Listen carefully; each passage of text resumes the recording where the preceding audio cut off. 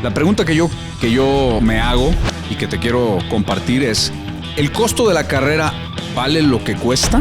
Es increíble, es dejar una energía tan importante. Tenemos en el rango alto. Este estudio creo que es del 2022. Bienvenidos a otro episodio del podcast de Revisiones de Guadalajara. Hoy vamos a hablar de un tema bien interesante y polémico. Se trata de la educación en la arquitectura. Y esto puede irse a la arquitectura, al diseño, al urbanismo, a muchas otras variantes de carreras, pero nos vamos a enfocar en la arquitectura porque es lo que conocemos más. Y otra vez, y es un honor tener al arquitecto Juan Ignacio Castillo Naso, a los cuates, que además de que tiene muchísima experiencia en el negocio de la arquitectura, también ha dado clases muchísimos años en universidades como el ITESO, y pues sabe muchísimo del tema, así que muchas gracias, Naso, bienvenido. Gracias, Javier, un gusto estar aquí nuevamente. Entonces, bueno, el tema que nos ocupa el día de hoy es la educación en la arquitectura. Y aquí un poquito antes de empezar el programa estábamos intercambiando unos puntos de vista.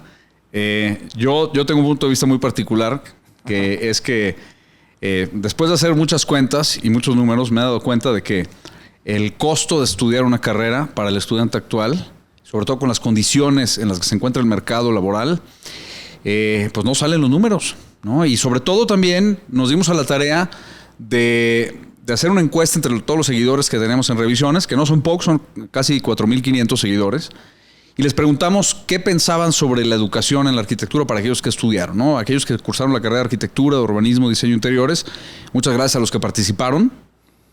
Y tenemos muchas respuestas bien interesantes, ¿no? Pero antes de eso me gustaría conocer, o que nos platique Naso un poquito de su experiencia dando clases. ¿Cómo te fue o cómo te ha ido en este aspecto de tu carrera, Naso? Bueno, para mí el dar clases ha sido uno de los máximos aprendizajes de mi vida profesional y más allá de profesional. Porque el ver tanto talento que desarrollan un mismo proyecto y con soluciones que jamás se te hubieran ocurrido a ti, claro, como son alumnos y son verdes, pues con algunas deficiencias en el desarrollo, pero muchas veces con ideas geniales, pues es súper enriquecedor. Y entre esos alumnos, pues estuvo algún día Javier en el ITESO. Así es. He tenido la oportunidad de dar clases en el ITESO durante muchos años y pues me han invitado a diferentes universidades de México, de Estados Unidos, de España y Panamá a dar. En este momento no estoy dando clases de tiempo completo, pero sí me invitan para alguna plática, para alguna entrega y bueno, pues yo he asistido con mucho gusto. ¿Por qué? Pues por cortesía y por reciprocidad. Y pues también por estar en contacto con ese manantial de sabiduría que existe en las universidades cuando se aprovecha. ¿Qué significa para ti la universidad? ¿Qué valor le das? Bueno, para mí la carrera universitaria es una introducción. Es una introducción a lo que quisieras tú saber, de lo que quisieras tú conocer o a lo que te quisieras dedicar. Es simple y sencillamente una introducción porque es tan vasto. A mí me costó mucho trabajo cuando era estudiante el ver ¿cómo le voy a hacer ¿de dónde empiezo? Es demoledor el momento cuando empiezas, ¿no? ¿De dónde me agarro? ¿Qué? Y lo que hice fue, pues empezar a conocer un arquitecto. Dije, voy a conocer un arquitecto, la obra de un arquitecto, y lo voy a conocer muy bien y me voy a aprender sus obras y ya que sienta que aprendí mucho de un arquitecto muy bueno, luego tomo otro arquitecto de tarea y luego otro. Y al ratito ya tienes 10 personajes importantes que conoces con sus obras y que puedes empezar. Pero tienes que empezar de algún modo y verdaderamente te apabulla, es apabullante al principio, ¿no? Por ahí, en la investigación que hice antes de este episodio, me di cuenta que existen unas diferencias brutales entre el costo de estudiar en ciertas universidades y el costo de estudiar en otras universidades. La pregunta que yo me hago y que te quiero compartir es, ¿el costo de la carrera vale lo que cuesta? Es decir, el aprendizaje que se obtiene a través del intercambio de ideas, de estar frente a los profesores, de acceder al material didáctico, todo esto verdaderamente representa el valor que se necesita para salir al mundo y enfrentar la vida profesional, hablando en el caso específico de la arquitectura. Híjole, yo creo que hay dos partes, ¿no? Primero, el alumno que aprovecha, y segundo, lo que ofrece la universidad. Yo creo que muchas veces las dos partes quedan a deber. Yo no sé exactamente si vale lo que cuesta, todo depende de lo que siga. Habrá para algunos alumnos, claro que es una excelente inversión y pueden desarrollarse con lo que aprendieron ahí, y para otros no. Yo creo que lo importante es qué es lo que ofrece la universidad o las universidades, si está bien enfocado o qué dejan de ofrecer, en qué están enfocados, qué dejan de enseñar, porque es imposible enseñar todo. Entonces se tienen que enfocar en algo y en qué es lo que se están enfocando. A mí se me hace que hay muchísimas cosas que es muy deficientes, que, por ejemplo, una cosa que se me hace increíble es tanta energía, tanto tiempo, tanto talento desperdiciado en un país con tantas carencias. Eso sí me hace increíble, ¿no? Que hagan falta vivienda en tantos lugares, que haga falta espacios públicos bien diseñados, que haga falta tantas cosas en un país como México o en América Latina, y que las tesis, por ejemplo, o los POPs de ahora se tiran a la basura. Eso es increíble. Es increíble, es dejar una energía tan importante que se tira a la basura. Cosa que esto, en otros países, lo que sucede es que empresas contratan a universidades para que hagan proyectos específicos. Y estamos hablando en cualquier ámbito, de la arquitectura o de la investigación, o, de la investigación química o de investigación física. Y entonces, de ese modo, cuando empieza a haber un vínculo de la universidad con el exterior, pues entonces empieza a haber una producción que la universidad está aprovechando esas horas y esos tiempos para el beneficio de todos. Espero que para el beneficio de todos, porque que no sea solamente para algunas empresas, ¿no? Pero ahí tiene mucho que ver la apertura que las escuelas de arquitectura, hablando exprofeso de arquitectura, abran campos afuera para que los mismos estudiantes puedan comenzar desde el principio a poder participar en cosas que sí son posibles, evidentemente orientados por sus profesores. Yo tengo una pregunta. Vamos ahora a hablar de tu profesión como arquitecto, ¿no? Tú tienes un despacho que empleas a un número de arquitectos en tu oficina. ¿En qué te fijas cuando los vas a contratar? ¿Te fijas en la escuela? ¿Te fijas en sus características, en su portafolio? ¿Son hijos de tus amigos? O sea, ¿qué es lo que tú en lo particular, cómo escoges a esas personas? Primero nos mandan un currículum y según que tiene que estar apegado un poco al perfil que eso estamos solicitando, y después hacemos un examen. O sea, un currículum significa que este arquitecto tiene que tener ya un portafolio elaborado. Pues sí, currículum o portafolio. No creo que hoy se dice más portafolio.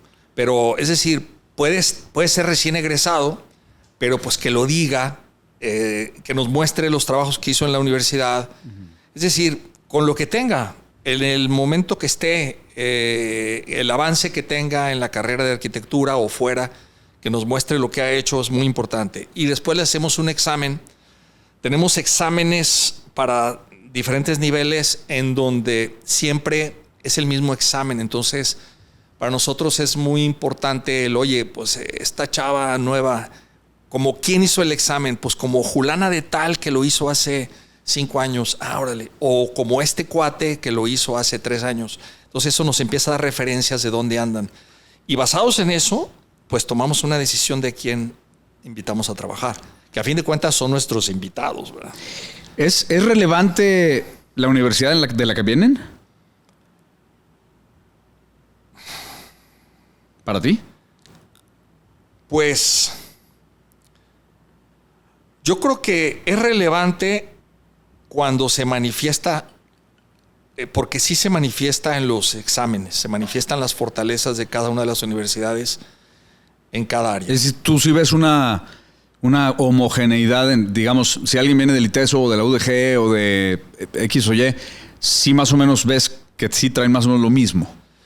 Pues que traen virtudes similares y defectos similares. Eso es lo que alcanzo a entender. En las universidades de aquí, ¿no? Hemos recibido gente de fuera, hemos recibido gente de varias partes de México y de algunos otros países. Y bueno, es muy enriquecedor también el recibir gente de otros lugares porque pues, traen otras virtudes, traen otros defectos y a fin de cuentas nos enriquecen el despacho, traen nuevas opiniones. Nosotros en el despacho lo que hacemos es los proyectos los ponemos a consideración, las decisiones las ponemos a consideración de todos y todo el mundo opina. Y tomamos en cuenta la opinión desde el que esté en primer semestre o el que tiene 20 años trabajando en el despacho. Okay. Quiero hacer la mención aquí. Hay una página de internet, es un fondo de ahorro educativo que se llama Mexicana de Becas. Y ellos hicieron un estudio hace no mucho sobre el costo de las carreras en México, de las universidades privadas. Aquí no estoy metiendo a universidades públicas, estamos hablando de las universidades privadas. Y hicieron un estudio sobre el costo de la carrera, ¿no? Tenemos en el rango alto, digo, este estudio es, no sé exactamente cuántos años tenga, pero creo que es del 2022. Y, por ejemplo, empezamos con, no vienen todas las universidades de México, pero vienen, por ejemplo, la Universidad Iberoamericana, ¿no? Que es el equivalente al ITESO aquí en Guadalajara, que tiene un costo de la carrera total aproximadamente de 1,600,000 pesos. Y en el rango bajo de las universidades privadas hay algunas, por ejemplo, el Unitec, que lo tenemos aquí en Guadalajara, que vale entre 370 y 400,000 pesos, el costo total de la carrera. Entonces, yo me puse a pensar un poquito en ese sentido.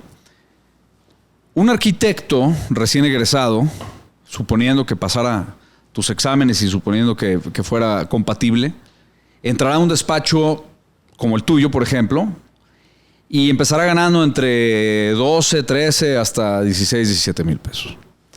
Es decir, si ese alumno hubiera estudiado en la Universidad Iberoamericana y si ese alumno destinara el 100% de su sueldo al pago de su carrera o al crédito de su carrera o a reembolsar a quien le haya pagado la carrera, tardaría 10 años. 10 años con ese sueldo.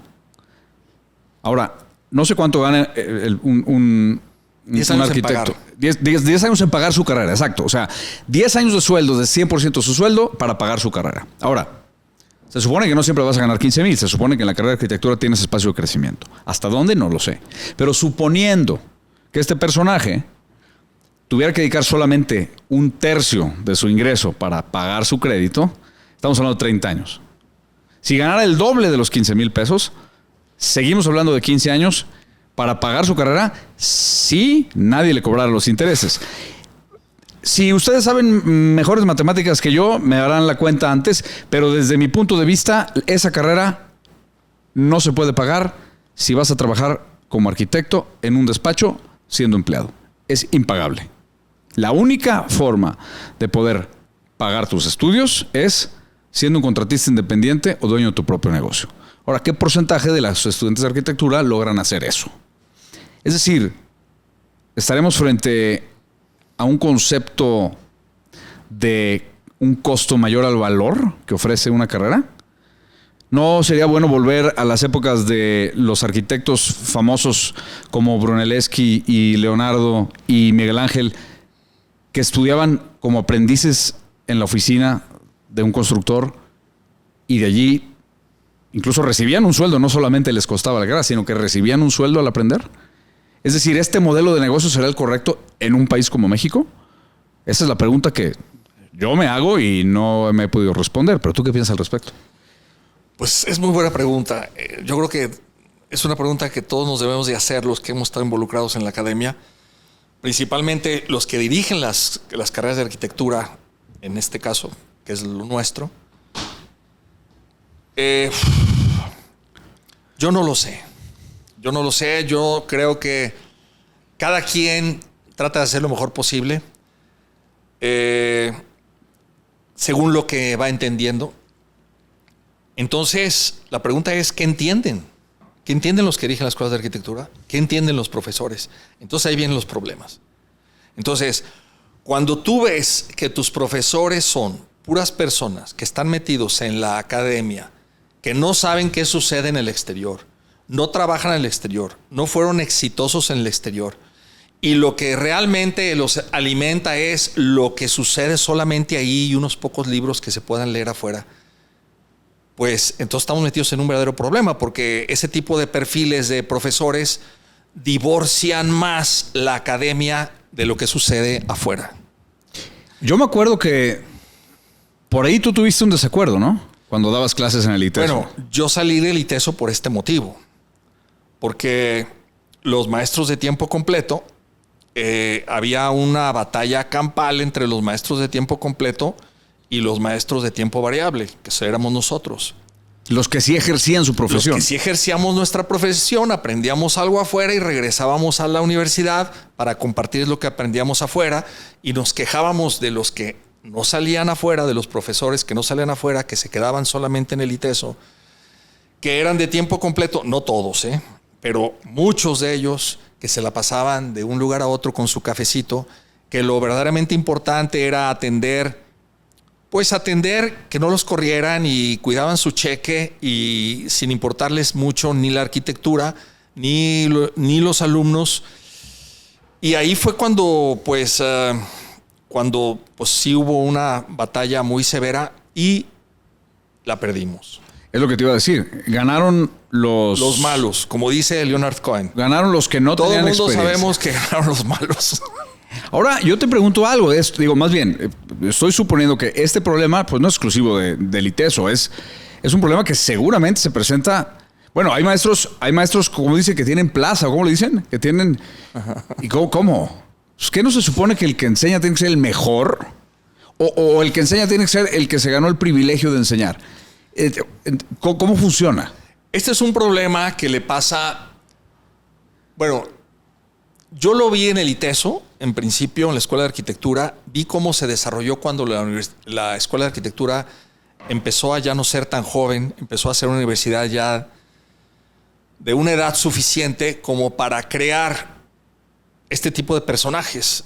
Entonces, mi conclusión es que las escuelas de arquitectura, o las que sean, cuando pasan a ser ya universidades ya un poco viejas, empiezan a generar este tipo de personas que lo que quieren es seguridad sobrevivir, laboral, ¿no? Seguridad de un cheque al mes, y eso hace que decaiga muchísimo la calidad, porque lo que generan, cuando menos la experiencia que yo vi, es que transmiten mucha desesperanza en el alumno. Y perjuicio hacia la ciudad, ¿no? Por supuesto, eso tiene consecuencias posteriores en lo que está pasando en la ciudad. Pero no, nada se me hace más grave que generar desesperanza, porque lo que realmente es más importante infundir en los alumnos es su capacidad de aprender, su capacidad de sobreponerse, el desarrollo de sus habilidades, el que crean en ellos, el que tengan esperanza, a fin de cuentas, esperanza en que las cosas pueden ser mejor. Uno da clases, o sea, yo he dedicado mucho tiempo a esto para que sean mejores que yo, no para que sean peores, para que sean mejores, para que nos mejoren la ciudad. Yo solo tú solo, Javier, no podemos hacer nada en la ciudad. Nada. ¿Cuántas obras puedes hacer en tu vida? ¿100? Se me hacen... No, vamos a poner 98 más de las que... 150 obras en toda tu vida que estén afuera. ¿Sabes lo que repercute en la imagen urbana? Cero. La obra que puedas hacer tú en la imagen urbana es cero. Es lo que representa. Lo mío, cero. Pero si sumamos lo que puedas hacer tú, más lo que pueda hacer yo, más lo que puedan hacer las personas que nos están viendo, que ojalá sean estudiantes de arquitectura, la mayoría. Y si podemos nosotros... Y de diseño y urbanismo. Y de diseño y de urbanismo. Y si podemos empezar a generar un ejército, claro que podemos impactar en la imagen urbana y la podemos transformar. La podemos transformar en beneficio de ¿quién? Del ciudadano, siempre del ciudadano, siempre de la comunidad. Algo interesante que sucedió fue que durante la semana, previa a la grabación de este podcast, a través de nuestro Instagram y Facebook, puse una encuesta. Es decir, le pregunté a nuestros seguidores quién de ellos había estudiado una carrera afín a arquitectura o afín a arquitectura, y se había graduado desde hace 5 hasta hace 10 años, ¿no? Es decir, gente que tuviera menos de 10 años de que se hubiera graduado de la universidad, para que ya tuvieran una experiencia de trabajo, ¿no? Y les hice 6 preguntas. Las preguntas básicamente, por ejemplo, una de ellas es ¿cómo escribirías la preparación práctica que recibiste en la universidad? ¿Te sentiste listo para enfrentar los retos del trabajo profesional? Otra de ellas era ¿consideras que aprendiste lo suficiente sobre aspectos técnicos como materiales, construcción y tecnología? Otra de ellas fue ¿crees que la universidad te enseñó sobre el negocio de la arquitectura, ventas, marketing, trato con clientes, o solo se enfocó en la parte creativa? Un poquito, hubo varias preguntas más, pero un poquito la idea de esto fue entender un poquito lo que los alumnos sentían. Porque gente como tú, como yo, que tenemos a lo mejor más tiempo fuera y que ejercemos nuestra profesión desde hace más tiempo, pues tenemos ciertas percepciones. Lo que yo quería saber era los recién egresados, ¿qué sentían? ¿Sentían que estuvo bien lo que hicieron, que fue un dinero bien invertido? Afortunadamente tuvimos la participación de mucha gente, fueron más de 25 o 30 personas las que mandaron sus respuestas. Y me sorprendió que de las 6 preguntas que hice, básicamente todos opinan lo mismo.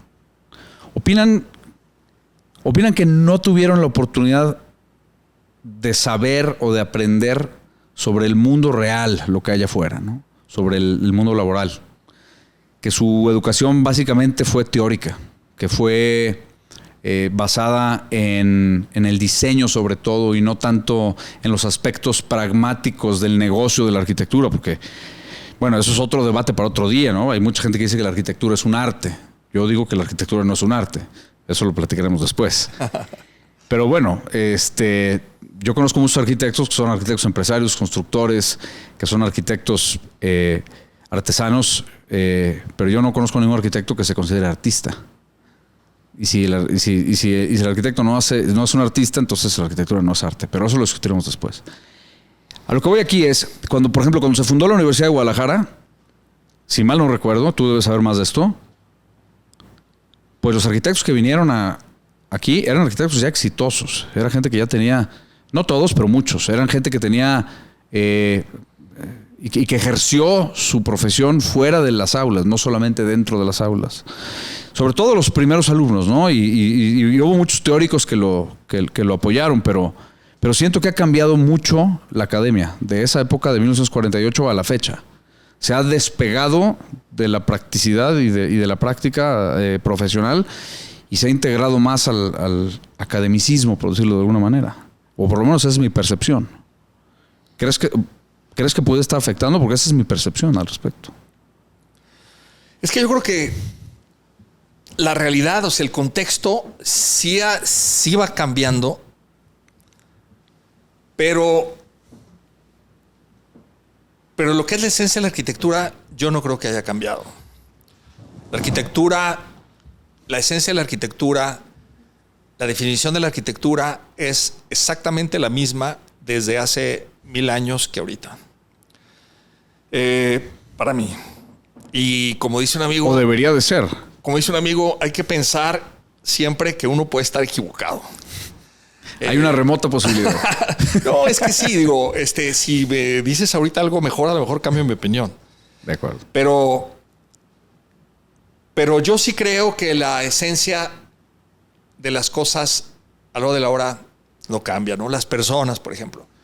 Oye, es que son diferentísimos los chinos a nosotros. Sí, son diferentes, pero son seres humanos al final de cuentas y los seres humanos tenemos muchas más cosas en común que cosas diferentes. Lo mismo, a pesar de que ellos vivan en unas condiciones diferentes, que vengan de una cultura muy diferente, o que algunas personas se hayan desarrollado en la costa, otras personas se han desarrollado a 5,000 metros de altura, pero a fin de cuentas son seres humanos. En este caso, a fin de cuentas, es arquitectura el tema que estamos hablando. Y la arquitectura, pues perdónenme, pero creo que siguen siendo las mismas bases históricas. Las condiciones son diferentes, el contexto es diferente, sí, y eso hace que la arquitectura se tenga que mover. Como decía el maestro Edes Morales, la vida es cambio. Y esta definición es sumamente importante porque quiere decir que si no hay cambio, no hay vida. No hay nada más estático que la muerte. Es decir, si nos ponemos a ver símbolos de la muerte, por ejemplo, una maceta con una planta seca es un símbolo terrible de la muerte. Como una maceta de plástico en una maceta sembrada es otro símbolo de la muerte. Como una fuente vacía que no tiene agua es otro símbolo de muerte. El alucobond es un símbolo de la muerte. Híjole, estamos viendo si ponemos uno en un proyecto. Oye, Naso, te voy a hacer una pregunta. ¿En qué año se fundó la primera escuela de arquitectura de Guadalajara? La de la UDG, híjole, no recuerdo, pero creo que fue... Mira, Nafarrate fue de la primera generación. ¿Habrá sido por los 40s? 29... Nafarrate es del 30, ponle que Nafarrate tendría 22 años, como en los 40, principios de los 40. ¿Antes de los 40s no existía la arquitectura en Guadalajara? Claro que existía, nomás que no estaba tan organizada. Es decir, existía arquitectura en Guadalajara antes de los 40s y de hecho muy buena, ¿no? Yo creo que sí. ¿Se necesitan los arquitectos? Bueno, es que las personas que se hacían arquitecturas antes de la escuela de arquitectura de la UDG, había una escuela que era la escuela libre de era la escuela libre de ingeniería, en la que estudió Díaz Morales, en la que estudió Luis Barragán, y que estudiaban ingeniería, y después con un año más que estudiaran, con ese año más podían ser arquitectos. Entonces, ese año más sí lo estudió Díaz Morales y ese año más no lo estudió Luis Barragán.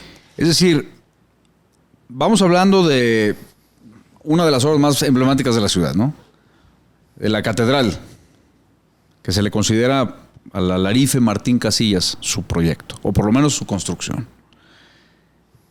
Don Martín no era arquitecto. Pues es que vámonos a la arquitectura espontánea, ¿no? O vernácula. Porque la esencia no ha cambiado, ¿no? O sea... porque tú lo dijiste, la esencia de la arquitectura no ha cambiado. No. ¿Se necesita una escuela de arquitectura?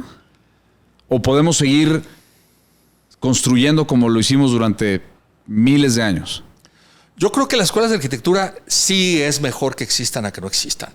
Aunque haya malos maestros, aunque haya algunos malos maestros o algunos malos directores de escuelas de arquitectura, yo creo que es mejor que exista la carrera de arquitectura, porque sí ha habido buenos periodos de escuelas de arquitectura, ha habido periodos buenos y malos en la UDG, ha habido periodos buenos y malos en el ITESO, y ha habido buenas generaciones y no tan buenas de egresados en todas las universidades.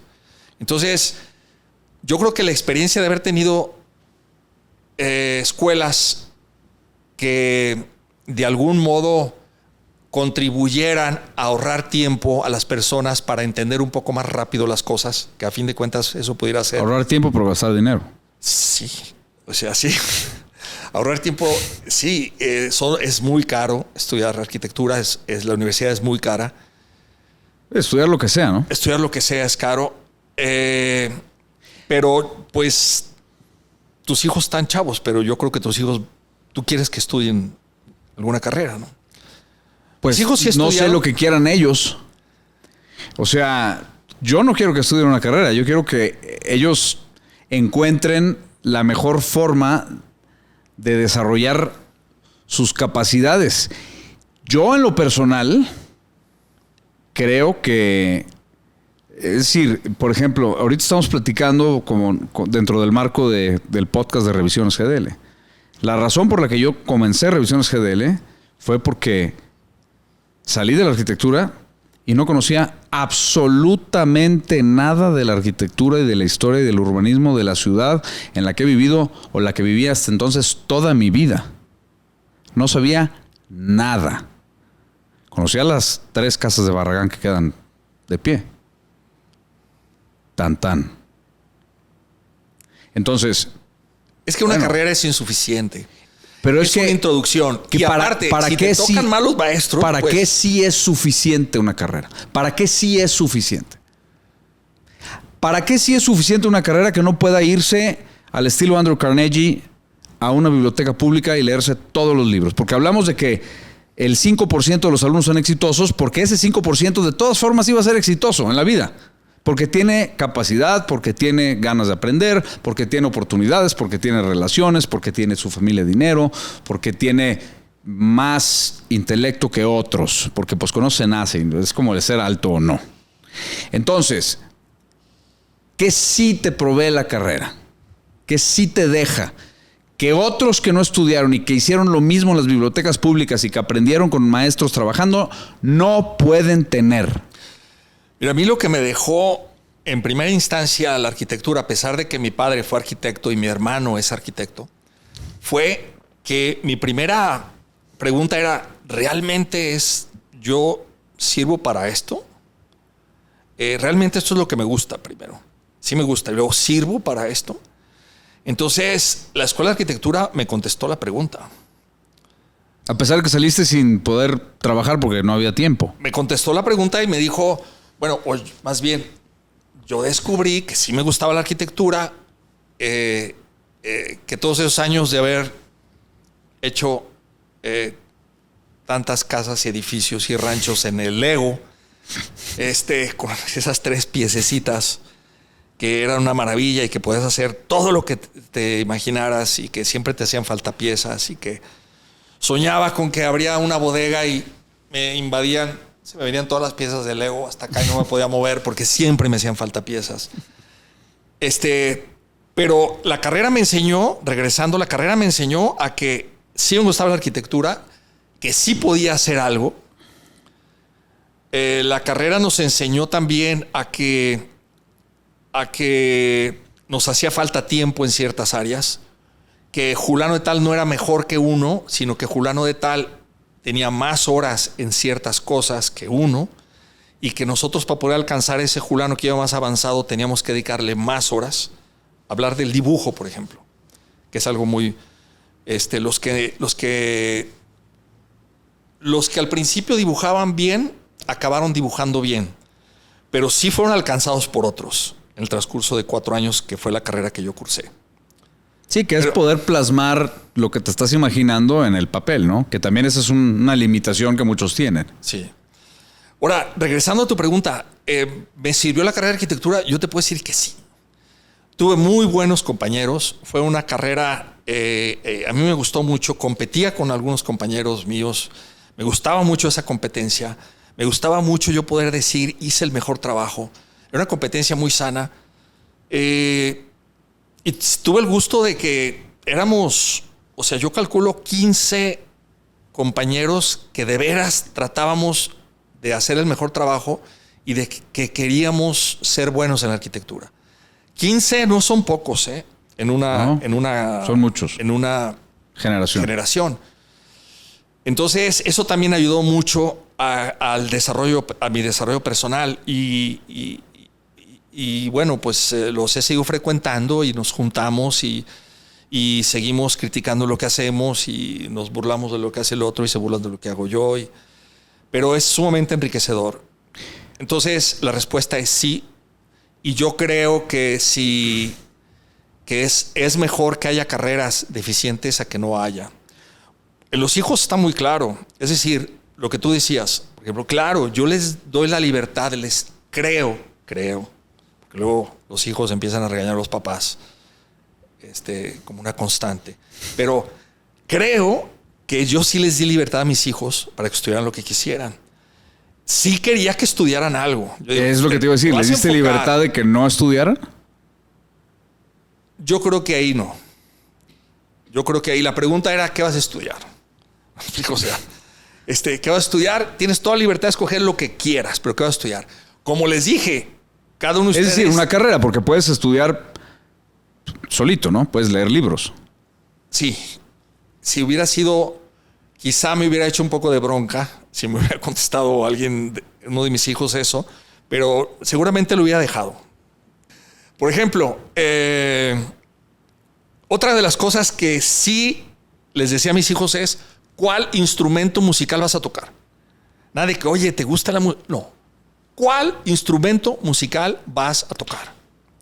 Como tú escoge, tú tienes la libertad de elegir, pero uno. A lo largo de la hora, ese tipo de cosas, yo creo que estamos hablando de educación al fin, ¿no? Y la educación empieza en casa.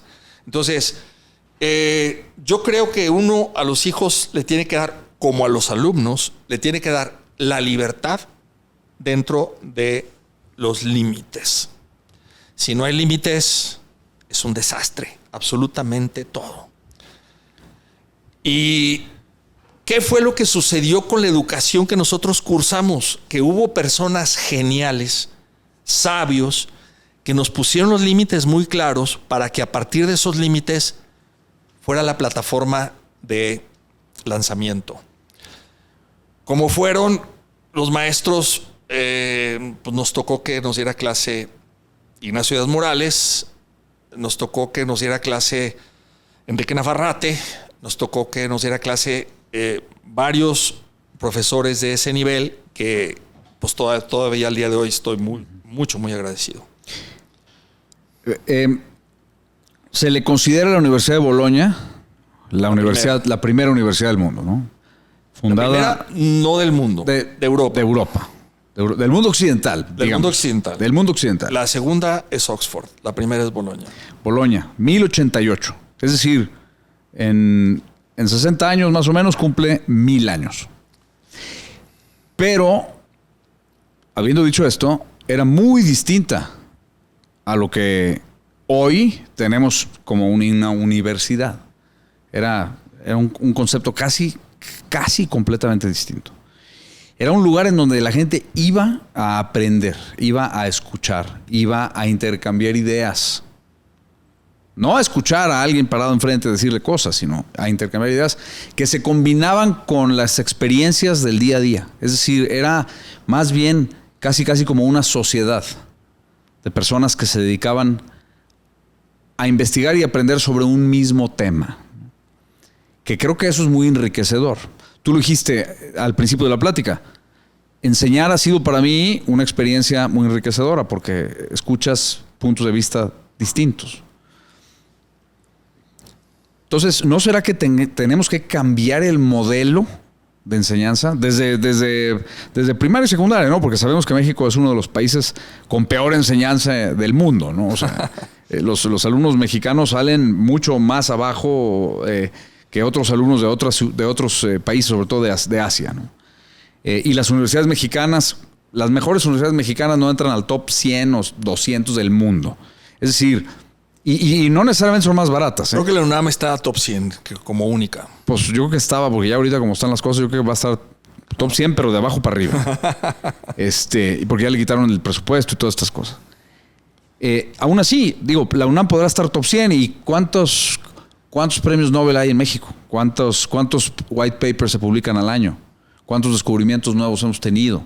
Claro. ¿Dónde están las cosas científicas? Claro. Es decir, alguien dice que es top 100 y ¿dónde está la evidencia que es top 100? A lo que voy es, el modelo de enseñanza en el mundo, incluso, y lo vimos con Harvard ahora con todo este tema desde octubre 7, en donde te das cuenta que incluso Harvard está bajo fuego porque no están haciendo las cosas bien. Entonces, yo soy de la teoría que el valor del currículum universitario está a la baja y va a seguir bajando a menos de que se cambie radicalmente las cosas.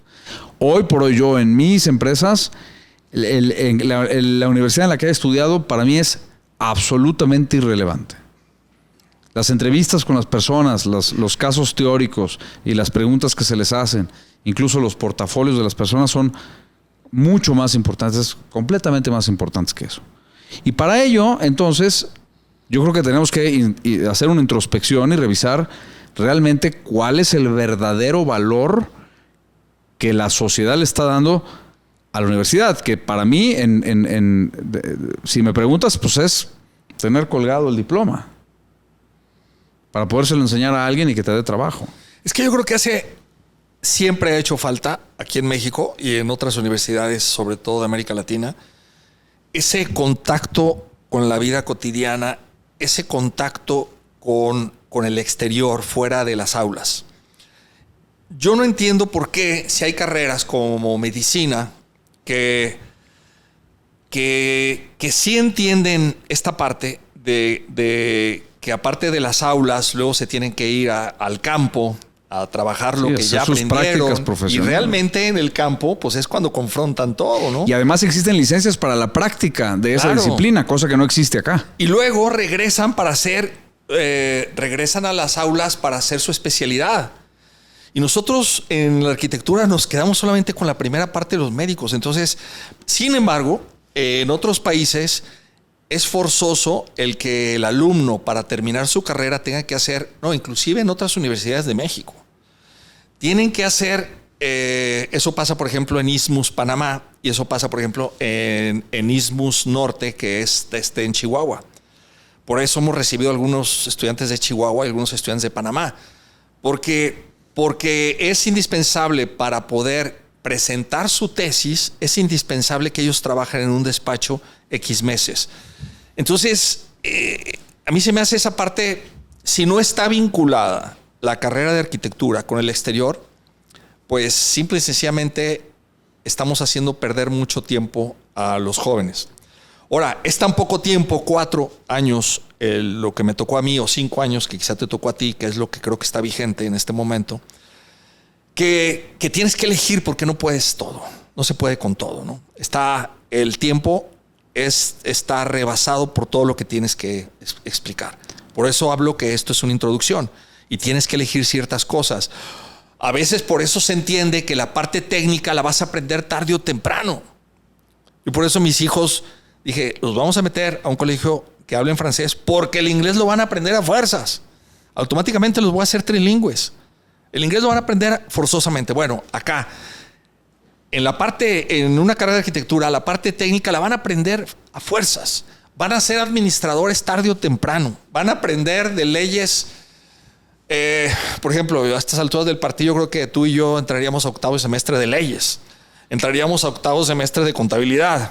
Es decir, ¿por qué? Porque tienes que aprender esas cosas. Pero luego la curva de aprendizaje es muy dolorosa, ¿eh? Sí, cuesta. Sobre todo cuando no sabes absolutamente nada. Sí me hubiera gustado que en la carrera me hubieran enseñado más construcción, porque si no sabes construcción no puedes ser buen proyectista. Por eso el maestro Díaz Morales decía que los arquitectos empiezan a ser arquitectos a los 40 años. No por poner un tope de edad, sino por decir, más o menos a esa edad empiezan a entender ya los materiales, el comportamiento, saben un poco más de construcción y en ese momento pueden surgir ideas más viables. Naso, una pregunta. Si tú pudieras regresar a tu juventud, que todavía eres joven, pero no tanto, terminando la preparatoria y estuvieras viendo la posibilidad de entrar a la carrera de arquitectura, ¿seguirías el mismo camino? ¿O a lo mejor trabajarías un tiempo para darte cuenta si te gusta? ¿O lo pensarías? Es decir, ¿harías algo distinto? Y esto enfocado en que puede ser que nos estén escuchando jóvenes que estén decidiendo cuál va a ser su futuro profesional, que les gusta la arquitectura, como yo desde los 8 o 9 años dibujaba edificios. Yo quería ser arquitecto y estaba decidido, pero ¿hay algo que hubieras cambiado tú en tu camino o hubiera sido el mismo? Bueno, me hubiera gustado haber mejorado mi mi plantilla de profesores que me dieron clase. Sí me hubiera gustado haber hecho unos cambios por ahí. Sí hubiera entrado a aquel ITESO que me tocó. Sí hubiera entrado a esa escuela de arquitectura. Insisto, agradezco a algunos profesores maestros que me tocaron. Algunos ya los mencioné. Pero, por ejemplo, lo que sí hubiera cambiado es que cuando salí de la escuela de arquitectura, yo dije, yo me voy a Europa. Como sea. Como sea, a estudiar, a trabajar, a tocar guitarra, como sea. Yo me voy. Entonces, cumplí 2 de las 3 cosas que dije. O sea, no pude estudiar, me fui a trabajar a un despacho y toqué guitarra. En los metros, en las plazas, y con mi nivel intermedio, pues me daban lana y pues eso podía viajar. Pero, ¿qué me hubiera gustado? Pues yo no sé a qué se quedan los chavos aquí después de que acaban la carrera. No sé. La mejor forma de aprender es cuando comparas. Y la mejor forma de comparar incluso para conocer tu país es viéndolo de fuera, comparándolo con otros países. Y la mejor forma de aprender arquitectura es viajando y es entendiendo, procurando entender otro tipo de culturas y otro tipo de latitudes y otro tipo de climas y otro tipo de... Entonces, viajar es indispensable. Estudiar en otro lugar es indispensable. La gente que realmente hace progresar una comunidad es la gente que sale y regresa, no la gente que se queda. Por eso digo, qué daño han hecho los profesores, muchos profesores de tiempo completo que se han quedado, porque se han quedado y han dejado abajo la universidad. La fuente fundamental de las universidades debe ser la gente de tiempo variable. Y eso yo lo modificaría inmediatamente. Claro que es más cómodo para los que dirigen las universidades y dirigen las escuelas de arquitectura, pues tener gente más dócil. Porque es más dócil las personas que están más frágiles, que necesitan más el cheque. Y nosotros, los que veníamos de tiempo variable y que íbamos a la universidad, realmente el cheque de la escuela de arquitectura nos valía gorro si lo recogíamos o no lo recogíamos. Si nos pagaban poquísimo, no importaba, no íbamos por eso. Pero la gente que sale de su país y regresa es la gente que realmente puede aportar más, yo creo, porque llega con niveles superiores de entendimiento de muchas cosas, no solamente la arquitectura, sino del entendimiento de la vida humana.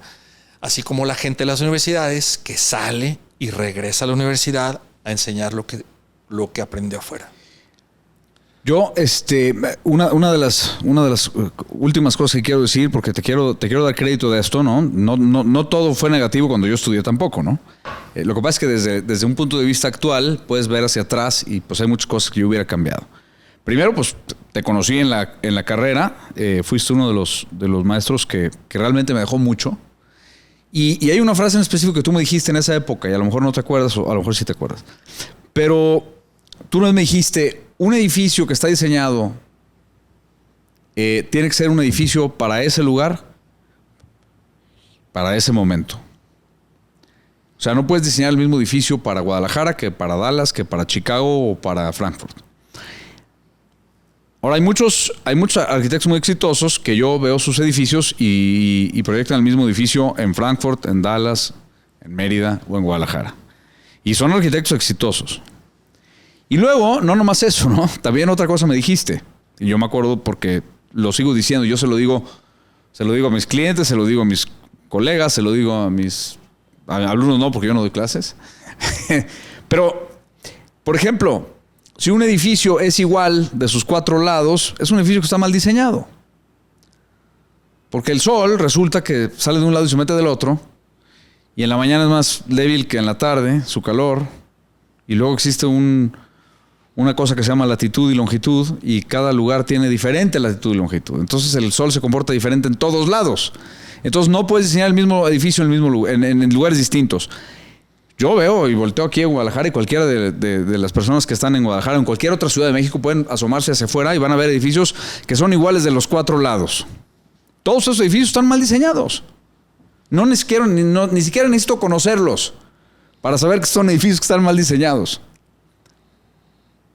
Aquí tenemos aire acondicionado porque tenemos las ventanas cerradas, pero si abriéramos las ventanas no lo necesitaríamos y las cerramos por temas de acústica.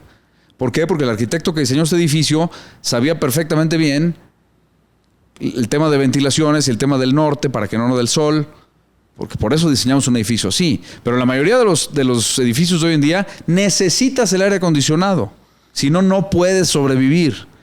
Esos edificios están mal diseñados. Todas esas personas están afuera, todas esas personas estudiaron arquitectura, todas esas personas fueron enseñadas por alguien. Y ese conocimiento básico de las orientaciones, de las ventilaciones, de las alturas, de los materiales, yo creo que ya hasta se perdió. Porque yo he conocido arquitectos que tienen 20 años ejerciendo y no saben cuáles son los vientos dominantes de la ciudad donde viven. Eso es un grave problema. Claro. Y eso es un conocimiento que nuestros ancestros tenían y no necesitaban ser arquitectos, solamente tenían que tener sentido común y conocer el territorio. ¿Será que necesitamos regresar a eso? Claro. Es que, regresando a lo que mencionaba de la arquitectura espontánea o la arquitectura vernácula, ahí están todas las clases de arquitectura. Es muy difícil que tantas generaciones se equivoquen. Es muy difícil. Es muy difícil que un pueblo se equivoque por 2000 años. No se puede equivocar por 2000 años. O sea, se puede equivocar una generación, se puede equivocar, puede haber un lapsus a través de la historia, pero tantas generaciones no se equivocan. Entonces, por eso es que vemos condiciones, más bien, sí, soluciones de arquitectura tan diferentes entre la arquitectura vernácula del desierto y la arquitectura vernácula del Polo Norte. Por eso vemos tan diferente la arquitectura vernácula de la costa. Por ejemplo, la Casa Maya. La Casa Maya es una maravilla. La Casa Maya pudiera ser premio Pritzker. La Casa Maya pudieras tener la mayor puntuación de Leadership in Energy and Environmental Design de la puntuación gringa. Pudiera ser es una maravilla. No la hicieron arquitectos, la hicieron gente que tiene sentido común, que trató de adaptarse a sus condiciones para vivir lo mejor posible, compartiendo las condiciones y entendiendo las condiciones en las cuales se está viviendo. Vientos, asoleamiento, lluvias, absolutamente todo. Ahora, de eso, me hace falta decir una cosa muy importante. Por eso, la fuente de información más importante que tenemos en la arquitectura es ahí, en la arquitectura vernácula, en la arquitectura espontánea. No es en los superestrellas, que los superestrellas están llenos de ego y que el ego hace que tomen malas decisiones desde el ego, no desde el sentido común. Esta gente toma puras decisiones desde el sentido común. Ahí están todas las clases de arquitectura y eso nos lo repetía el maestro Díaz Morales miles de veces. Y no se entiende por qué las publicaciones están enfocadas en los superestrellas, que muchos no son superestrellas, otros son buenísimos, pero muchos no son superestrellas, y nos perdemos la oportunidad de toda esa vivencia de tantas generaciones, que ahí está la academia, ahí está el posible aprendizaje si lo queremos ver. Y si nos enfocamos. Yo quisiera concluir mi idea con un tema que yo siempre trato de mencionarle con la gente con la que discuto este tema en específico, que es esto, ¿no? Los países más visitados del mundo son España, Francia, Estados Unidos, México, ¿no? Por diferentes razones. La gente que visita Estados Unidos va a Nueva York, va a Las Vegas. Turquía. Para ponerse pelo. A Turquía van a ponerse pelo. Tendré que hacer Por eso tiene Turquía tal cantidad. Hay mucha gente que va a Estambul y unos cuantos van a otros lugares, pero la mayoría de los turistas extranjeros que aparecen en las estadísticas se van a poner pelo. Los que van a turistear, los que van a visitar las ciudades, van a Europa o van a Las Vegas, ¿no? Que el entretenimiento es otro tema. Y hay un libro muy interesante de Venturi, ¿no? De Kuljas. Pero independientemente de eso, las ciudades más hermosas del mundo, consideradas por la mayoría de la gente, son ciudades europeas, antiguas, en la que afortunadamente los arquitectos han estado fuera de allí. No han tocado el centro de Siena, ni de Florencia, ni de Roma, ni de París. Y los arquitectos que hicieron en la época de Napoleón III, el plan de Haussmann, Todos hicieron exactamente el mismo proyecto repetido miles de veces. Y por eso París es tan hermoso. Porque no había ego. Sí, en cada uno de los edificios de Avenida Hoche y de San Michel puedes ver el nombre de los arquitectos constructores en una de las canteras de abajo, pero es exactamente el mismo edificio al de al lado, con ligeros cambios en la herrería y ligeros cambios en el diseño de las ventanerías. El ego no era parte del proyecto. Y creo que en las escuelas hoy, precisamente lo que se ensalza es el ego. A ver quién hace el proyecto único, a ver quién lo hace distinto, a ver quién experimenta, ¿no? Y todas las publicaciones de las que hablas hablan de la experimentación y el ensalzamiento del arquitecto que se distingue de los demás. ¿Para qué nos sirve eso? Todavía no encuentro la respuesta. Muy buena pregunta. Entonces, como reflexión, es ¿qué ciudad es mejor ciudad? La ciudad del arquitecto anónimo, suponiendo que se necesitase, o la ciudad del arquitecto único, individual y de gran ego. No, del arquitecto anónimo. Son mejores las ciudades. Es que una ciudad es tan compleja que no puede ser concebido por una mente. No se puede, ni por 10, ni por 20.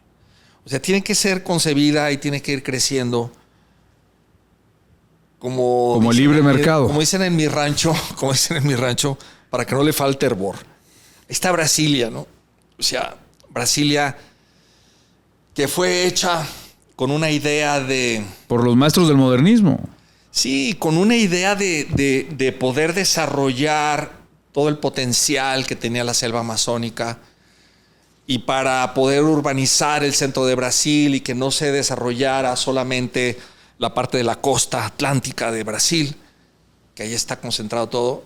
Pues sí, pero el gobierno se cambió a Brasilia cuando fue inaugurada, pero los gobernantes seguían viviendo en Río de Janeiro. Por algo, ¿no? Solamente volaban a Brasilia en las reuniones que tuvieran y regresaban a Brasilia. Por algo se desarrolló en la costa. Por supuesto, por algo se desarrolló en la costa.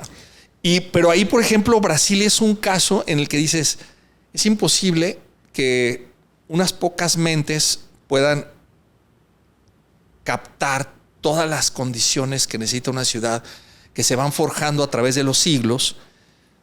Una ciudad se hace con el tiempo y se hace con miles de personas y con muchas generaciones y con aportaciones de muchísima gente, con ideas de muchísima gente. Y la armonía urbana se genera a través, la verdadera armonía urbana se genera a través del tiempo y se genera a través es multifacética, no es monofacética. Pues Naso, muchas gracias por este espacio. Regresa a dar clases porque sería benéfico y positivo para muchísimos jóvenes que están estudiando o que quieren empezar a estudiar y que quieren aprender y que necesitan puntos de vista distintos. Eso sería mi recomendación. Y obviamente, como en las universidades de antaño, el foro y la plataforma está abierta para todos los que quieran darnos la opinión. Para mí sería súper valioso y publicaremos las opiniones de todos para que sepamos bien cuál es la percepción y el punto de vista, porque a lo mejor esto es el pequeño pasito que se necesita para hacer cambios significativos, que al final todo el mundo queremos lo mismo, ¿no? Queremos nutrirnos, queremos ser mejores, queremos tener una mejor ciudad. Y yo, como tú dijiste, ¿no? Se necesitan miles. Yo soy un fiel creyente en la economía de mercado, en el que yo voy a hacer lo que más me convenga a mí, pero si todo el mundo hace lo que más le convenga a él, a todo el mundo nos va a convenir. Porque es una economía de mercado. Y si yo hago algo para que a ti te vaya bien y me beneficia, entonces lo voy a seguir haciendo. Lo mismo con la ciudad. Dejemos de pensar en que la educación sirve para ensalzar el ego o el prestigio y que más bien sirve para mejorar colectivamente el conocimiento. Claro, y yo agregaría a lo que dijiste hace un rato, que cuando tú vas a intervenir un terreno, ya existen otros edificios que llegaron antes que el tuyo. Es como cuando llegas al cine, ¿no? O sea, pues ya están apartados unos lugares y te sientas en los que quedan respetando a los demás. Y en la arquitectura muchas veces no lo hacemos así. Entonces, yo creo que si volvemos al respeto, si volvemos a la lealtad, si volvemos al anonimato. Al anonimato, no importa quién hizo ese edificio, lo importante es que genere armonía con los demás. No importa quién lo hizo, es irrelevante. Sí, la persona que va a vivir ahí, al final de cuentas, no le importa eso. No le importa. A nosotros se nos es importantísimo porque eso nos da más trabajo. Pero a lo de la hora es qué tan famoso puede llegar a ser uno. Es decir, en unos años nomás se van a acordar de nosotros nuestros hijos. Y quizá los hijos de nuestros hijos. Es de veras, o sea, en la carrera de arquitectura te enseñan, hay una parte de ego que también está retroalimentando constantemente y ojalá nosotros no la estemos alimentando en este momento. Pero yo no sé qué sucede en las carreras de arquitectura de todas las universidades que yo conozco que retroalimentan tanto el ego. Y a la hora de la hora, el ego te hace procurar ser famoso y hacer tomar ese tipo de decisiones que no le convienen a la ciudad, sino que le convienen al ego para que sea singular, como pintar pollos de verde. ¿A quién le sirven pintar pollos de verde? Va a ser muy sonado porque no hay pollos verdes al principio, pero a los 5 minutos se nos va a olvidar. Como se nos olvida la voz de Thalía, como se nos olvida las personas que no tienen talento y que nos han acosado de ese tipo nos lo han repetido tantas veces que, bueno, al fin de cuentas lo tienes que escuchar a fuerzas. Pero pues ojalá, ya se me fue la idea. No me acuerdo qué estaba diciendo. El ego. No pude regresar. ¿Era sobre el ego? Es decir, que ojalá regresemos a la parte en donde estemos conscientes en que nuestro trabajo simplemente va a complementar lo que ya existe. El trabajo que hagamos nosotros que mejore el entorno. Sí, entonces imagínate, una vida forjada para que yo sea famoso cuando en realidad solo mis nietos se van a acordar de nosotros. Solo tus nietos se van a acordar de... Si es que nuestros hijos quieren tener hijos. Entonces, pues vamos a una vida perdida. Mejor vámonos pasando mejor, que no seamos tan relevantes los arquitectos. No, y dejemos una mejor ciudad. Que tengamos más conciencia de comunidad. Dejamos una mejor ciudad en donde mucha gente que no conocemos ni que nos va a conocer va a poder disfrutar. Así es. Pues gracias, Naso. Muchas gracias. Un placer tenerte por acá. Igualmente, Javier. Y gracias a todos los que nos escuchan. Déjenos sus comentarios y lo que opinen del podcast. Y díganos si están, si tienen ideas para mejorar la educación y si están de acuerdo en que se desembolse esa cantidad de dinero por su carrera para que les paguen 15,000 pesos al mes. Saludos.